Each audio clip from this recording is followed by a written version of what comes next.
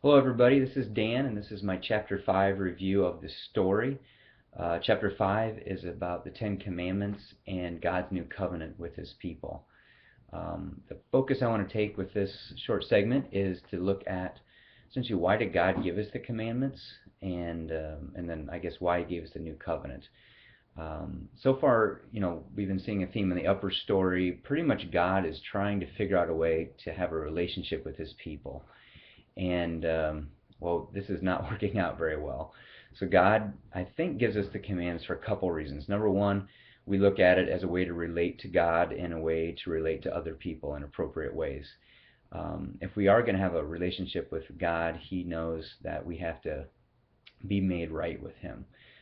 The problem is the commandments can't be fulfilled on our own, which is why He sets up a new covenant, a way of sacrifices and atonement for the sins that the people have, so He can be with them. And it's kind of interesting. This is the first time God actually comes back to be with His people ever since Adam and Eve left the garden. So it's a big step forward. God's trying to create a covenant between us and Him to make things right.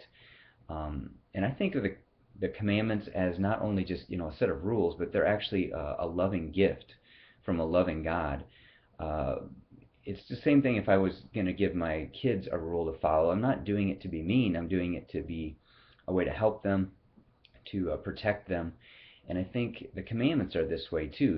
He's like, here are ways to relate to me, and here are the ways to relate to each other that are pleasing to me, and that are right. And I'm doing them as a way for your best interest. Obviously, He doesn't.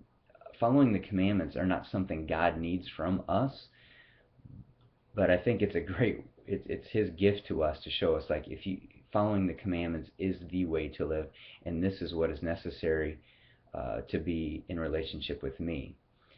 And now that we know that Christ has come, we look at the upper story. Christ actually fulfills all the commandments, and He becomes our atoning sacrifice, making us right with God. So they are right ways to live. They are a gift from God, from a loving Father, and also it helps guide us as we try to figure out what to do. If I use myself as the source, it's probably not going to go the right way. But if I try to take what God has taught me or is teaching me through His Word and through His Son, that gives me the right way to live. So it's a guide and also a way a loving Father can help protect us, essentially, from ourselves.